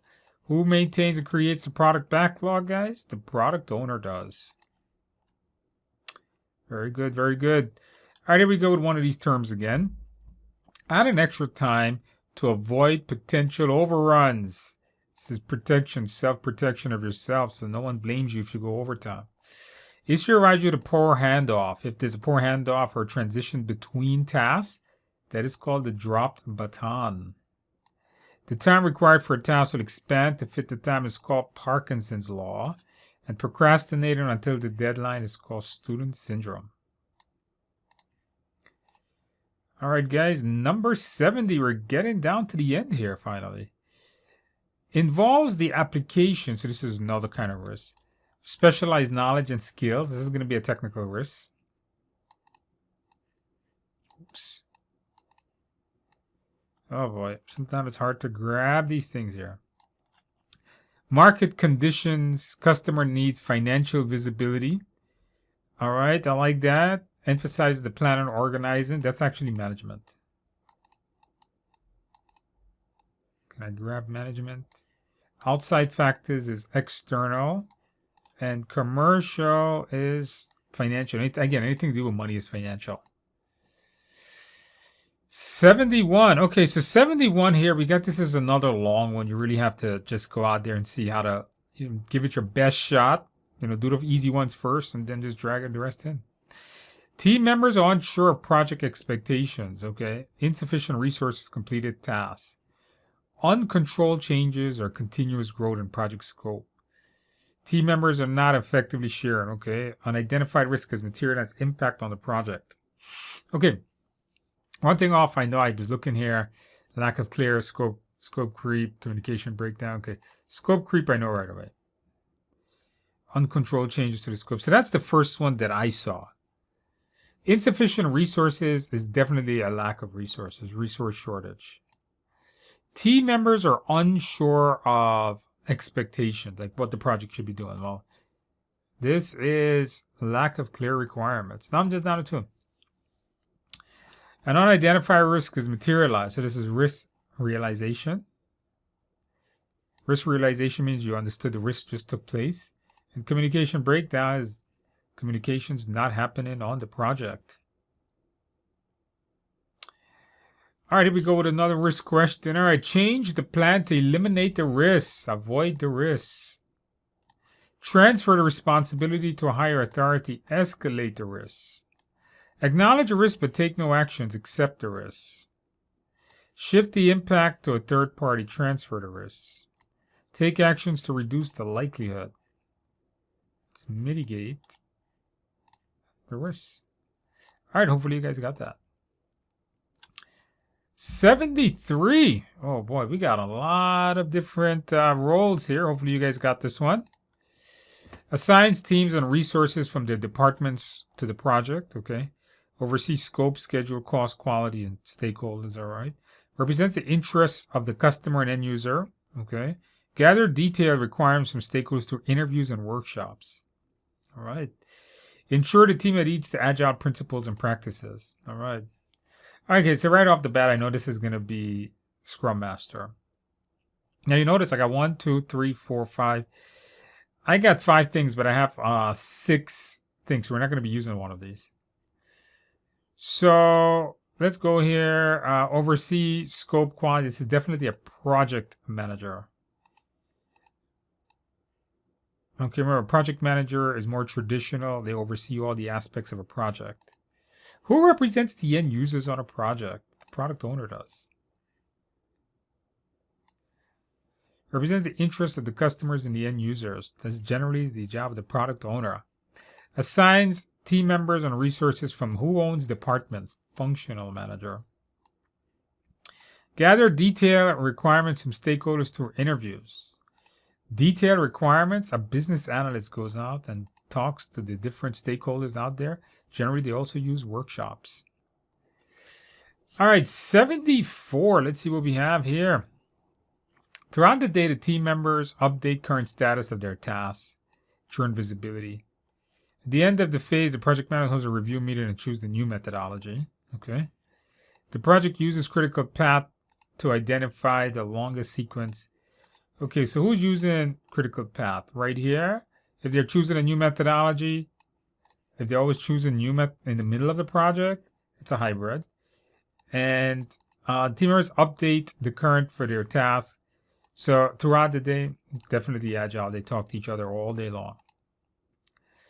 75, something similar. The project manager reviews the schedule and tasks depending, ensures timely progress of the team.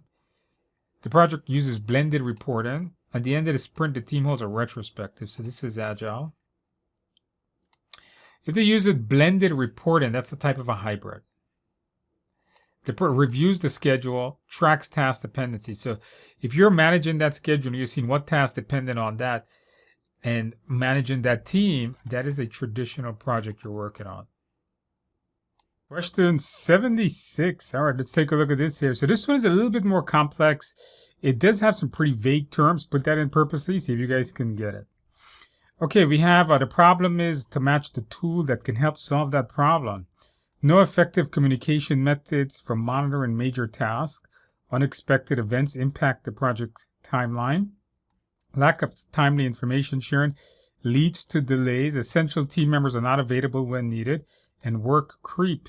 Okay, communication plan, risk register, milestone chart, scope baseline, and histogram analysis. All right, the first one I'm going to do here is work creep. Work is also known as scope. Which one here deals with scope? Well, this tool deals directly with scope, as this is the actual scope of the project. Hopefully, if you have a scope baseline, it means that you're not going to actually be pushing off the work. You're not going to be doing too much work because you know what the actual work is. No method for monitoring major tasks. A major task is going to be a milestone on a project. So a milestone chart shows you when tasks should be getting done. And a milestone is generally a major accomplishment. Unexpected events are also known as a risk. You need a risk register to manage all your risks. Now you have two things. Team members are not available when needed, and lack of timely completion. So let's put communication here, because we have lack of information, especially timely. You need a good communication management plan for that. Histogram analysis. Remember, you manage resource using a histogram. A histogram is a bar chart that can tell you, like, month 1, you need 10 resources. Month 2, you need 12. Month 3, you need 15, and so on. So a histogram is a bar chart that can tell you how much resources you need. Okay, 77. All right, we got roles and responsibilities. Quick one. Creates the vision and goals for the team. Plans and execute the tasks to meet the sprint goal. Coaches the team. So right off the bat, this is the Scrum Master. The team will plan and execute the goal. The product owner will create the vision. Remember something. The project manager, the agile PM, or the scrum master will communicate the vision. But who creates? Who tells you what they want? The product owner. Okay, here we go. The item and the methodology using that item. So if you're using a sprint backlog and the scope statement, that's a hybrid project. A change control board is almost always on traditional. CCB means change control board. And agile will use Kanban board. 79. Okay, let's see here. We got descriptions and documents. Document and threats and planning mitigation strategies. All right. That sounds like a risk register to me. Managing modifications to scope, schedule, or budget. Modification means you're changing something, a change control process. Establishing protocols for sharing information. That is the communication plan. All right, quick and easy one. All right, here we go. Now this one does look kind of long here. Let's see if you can get this done here. All right, so we got facilitate mediation to resolve issues and restore harmony, okay? Organize activities to boost team spirit and motivation. Arrange training session or bring specialists in to address deficiencies. Clearly define and communicate specific duties and roles. Implement stricter timeline, tracking, and follow-up procedure. Okay, what do we got here? Ongoing dispute, low engagement, unclear responsibility, insufficient expertise, missed deadline. So the first thing I'm just going to do is this. Mediate, facilitate mediation to resolve issues and restore harmony. Why would you do this? Why would you take this action? This action can solve what? Well, ongoing disputes. If there's any dispute, you're going to want to facilitate some kind of mediation to stop that dispute. Organizing activities to boost team spirit. Well, why would we want to motivate our team? Is it because of missed deadline, insufficient expertise? Nope, because if this way there would be low engagement. Arrange training session or bring in a specialist. This would be because they don't have the right expertise here. Clearly define and communicate specific duties. This would be when they're not clear about what role. Implement stricter timeline, tracking, and follow-up procedure. But maybe because they missed a particular deadline. All right, that one seemed difficult in the beginning, but if you go through it, not that bad. By the way, if you guys are finding value in this, and this is taking an enormous amount of time, can you click the like button, give the video, give the channel a subscribe. Let's get back to it. 81. Okay, so we have a Tuckman's ladder. Let's see here. Team members are getting to know each other and understand the goals. Conflict arises as members express different opinions. The team starts to resolve conflicts. Okay. The project is complete and the team disbands, reflecting on accomplishment. The team operates efficiently towards achieving goals with minimal supervision. All right, so this here, pretty simple. If they're getting to know each other on the goals, that's forming. Conflict arises, forming. Then after that, they storm. Once they get to know each other, then they have disagreements with each other. Then they have to start to resolve the conflict. That is norming. Almost going in order, right? The project is completed and the team disbands. Nope, that's adjourning. Once the project is done and when they're operating, they're getting the work done, that's performing. That means that they're actually doing the work on the project. All right, 81. Hopefully you guys are doing good. All right, I do have some EVM ones coming up here at the end. Let's see if you guys know your EVM formulas. The difference between plan and actual schedule. All right, so they're talking the difference versus the efficiency of budgeted cost expenditure, difference between budget and actual cost, and the efficiency of the schedule. So efficiency, if you see the word efficiency, it's going to be some kind of ratio. So that's going to be an I, an index. If you see the difference, it's going to be a subtraction. Difference means to subtract. So the difference between plan and actual schedule, that is the SV. The efficiency of the budget, that's going to be the CPI. The difference between budgeted and between the budgeted and the actual cost. So that involves the actual cost, which is AC. And the efficiency of the project schedule, that's going to be the SPI. We do have a few more of these EVM coming up coming up over the next couple of questions. Okay, we do have quite a lot of roles here. We're not going to be using all of these roles here, but let's see which one we need. Evaluates the performance of team members within their department, provides the necessary funding, empowers the team to self-organize, and makes decisions. All right. So we got a lot. Obviously, we're not using all of these. Evaluates the performance of the team within their department. That is actually the, let's see here, the functional managers who manages departments, not the project manager. That was a trick. Provides the necessary funding. This is going to be the project sponsors, who's the one that's provide funding. Empowers the team as a scrum master. All right, hopefully you guys got that. 84. All right, let's see what we have here. Process for identifying, analyzing, and responding to risk. Okay. Involves actively managing stakeholders' expectations. Defines how activities are directed towards achieving, to achieve goals. Defines how work is assigned and authorized. All right, this one I can see right. Once you're authorizing work, you're assigning work, you're ordering work. That's work authorization system. Defines how activities are directed to achieve a goal. Is that stakeholder engagement? Well, no, that would be here. Stakeholder engagement involves actively managing stakeholders' expectation. This one here would be responding to risks. If you're looking and you're analyzing risk, you need a risk management framework, and the organizational structure will tell you how to do the activities to achieve the goals in anything within the company, not just on a project. 85. All right, one of these famous risk response questions.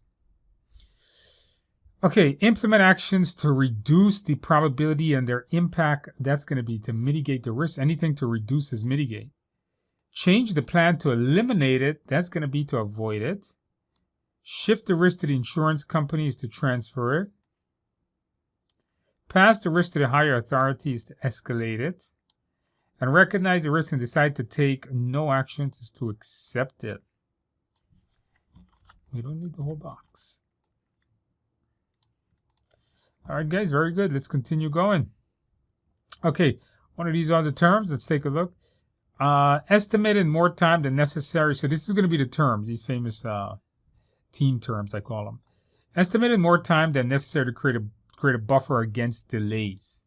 This is going to be self-protection. Basically, adding in more time so nobody blames you. Work duration increases to fill available time. That's Parkinson's law. Work expands to fit the available time. Delaying the task until the deadline is near. That sounds like something my son does because he goes to school. Because he is a slacker. All right, student syndrome. In other words, wait until the very end to do the work.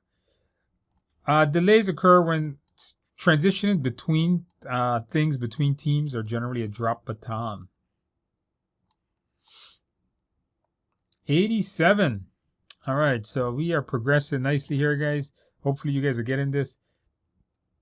Okay. Facilitate effective communication in a diverse global project team, all right? Secure a better rate or terms with a key supplier, all right? Manage a dispute between two members over a task.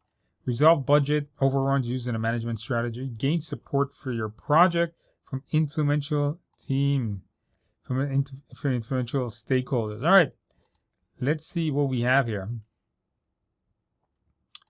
Facilitate in a diverse global and project team. So what exactly is this? So this here is going to be cultural awareness. Because you got to understand the diversity of the team. What exactly is the culture of how they do work? If you're securing a better rate, this is straight up this is negotiating. Anytime you meet a supplier, you should negotiate. If you mediate a dispute, you are conflict resolution. If you resolve a budget overrun using a management strategy or gain support from your project using influential stakeholders, political awareness. This is known how the company is structured, basically the internal politics. If you resolve and you use the management strategy, that means you made a decision to use a particular strategy, making that the best answer. All right, 88. Here we go with some EVM questions. Let's see if you guys get this right. So ratio. So ratio is going to be an I.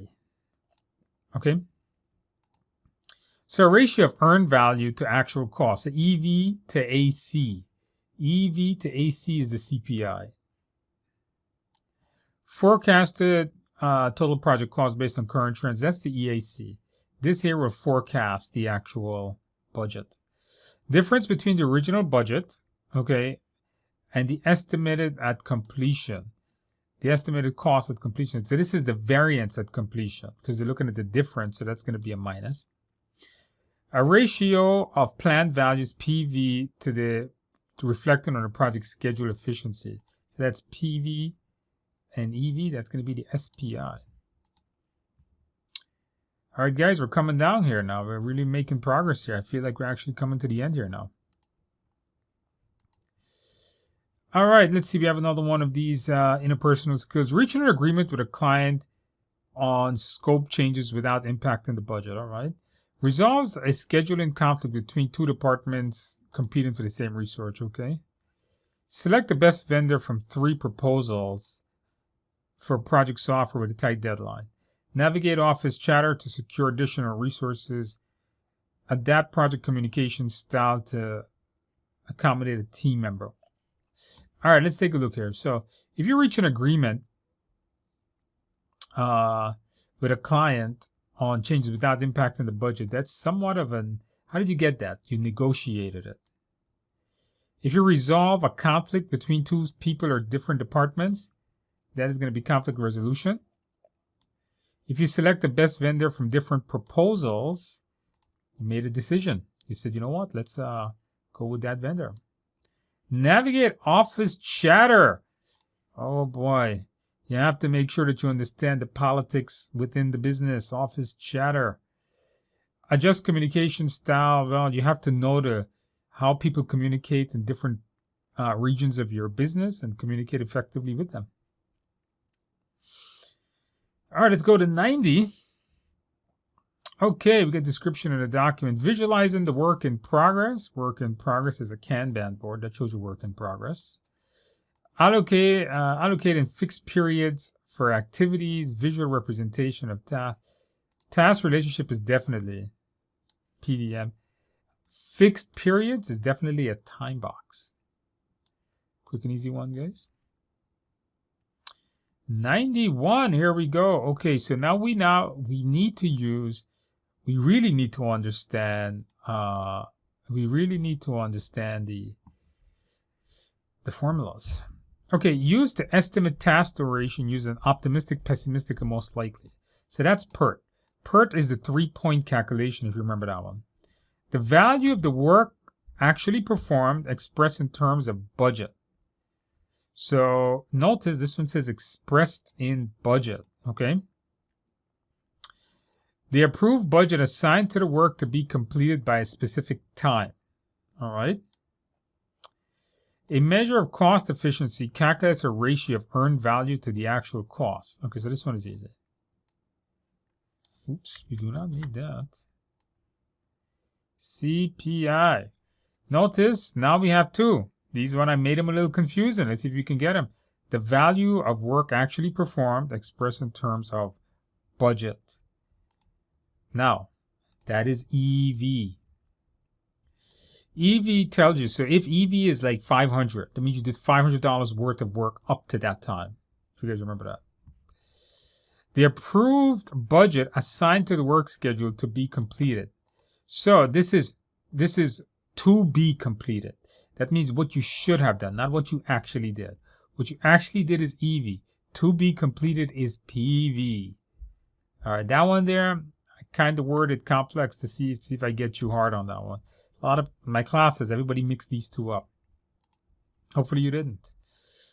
92. All right, team norms to description and terms. All right, team norms and behavior guide project work. Okay. Central oversights all project activities. All right. System in place for sharing lesson learned. Clearly defined decision-making process. Okay, so here we go. We need sharing lesson learned. We need some way of knowledge management. When it comes to oversight, you need a short oversight of project activity. Who does that? The PMO does that. Team norms and behaviors guide project work. That's the organization culture. That is how they work. Clearly defined decision-making process. Govern means to manage. So this is the framework of how you use to manage your project. This one, let's see if you guys get this. Now you have to know for your exam whether SPI, CPI, CVEV, whether it's negative or positive or over one or under one, if that's good or bad. So negative values is going to be dealing with CV and SV. So a negative value is bad for schedule. So that is SV. Positive value is good for the budget, CV. 1 or greater means it's ahead of the schedule. That is SPI, and CPI is if it's under 1 is over budget. Now, this could get a lot more complex. I didn't make much more complex ones than this, but they could give you things where it's over 1, under 1. Is this good or is this bad? So make sure you know that before walking into the exam room. If this is negative or this is positive, is this good or is this bad? Similar to this one. Let's see here. So if SV is negative 200, what does that mean? Well, that means it is over schedule. It's over this, you could say behind schedule too. SPI is 1.4. This means this is ahead of schedule. CPI is 1.5. 1.5, that means this here is good. This is under budget by 50%. If it's negative, that means it's over budget.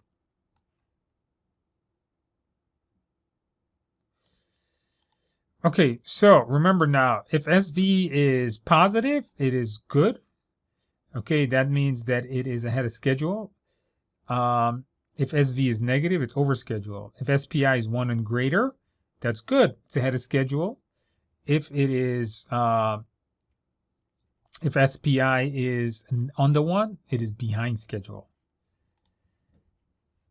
All right, CPI 1.5. Anything 1 and over is good. It's under budget. Anything under 1 is over budget. SCV, if it's negative, it is over budget. If it's positive, it's 0 or positive, basically. It is going to be under budget. Make sure you know those for your tests. All right, let's see here the different types of structures or organizational structures. We had one like this pretty similar earlier. 95. All right, so we got the project manager's full authority over the project and resources. This is the project type structure. Employees are grouped by specialization, reporting to a functional manager. Definitely functional. You have limited authority versus you have considerable authority. So strong matrix and weak matrix. 96. All right, let's see here. We got the tools and the tasks. We share and archive project documents and reference materials. All right. Plan and allocate resource, monitor task dependency, and track project milestones. Okay. Host remote training sessions or workshops. Well, to do that, we need a video conference and software. Plan, allocate resources. If you're manager in tech, you're going to need some kind of project management software to monitor task dependencies, track when things are getting done. If you're sharing and archiving things, just take it right off your online bulletin board. All right, one more of these questions. These are pretty famous ones. Let's see here. Disruption or delay caused by poor handoffs. If you're transitioning between people, means you're dropping the baton if it's not good. Individuals add extra time to their task to avoid missing a deadline. This is going to be to protecting themselves. Parkinson's law, procrastination is delayed until the last possible. So my daughter does that too. Parkinson's law, guys, takes longer to complete. Tasks take longer to complete if more time is allowed. Time expands to fit the allocated time. 98. All right, we have visualizing the project schedule. These are descriptions. And tracking task dependencies. Okay, identifying the log and sequence of dependent tasks and optimizing the schedule. Estimating the amount of time to complete an activity. All right. So estimating the amount of time you're going to use PERT. That is a formula used to estimate the time or costs. If you're identifying the longest sequence of tasks, you're going to be using your critical path. That's what that does. And if you want to visually see the entire schedule, use your Gantt chart. Okay, question 99. Tracking key events in progress. All right. Finding the longest amount of time to complete a project. Okay. Overlapping activities to shorten duration. So if you want to shorten duration, that's straight up fast tracking. To find the longest amount of time on a project is your critical path method or your critical path.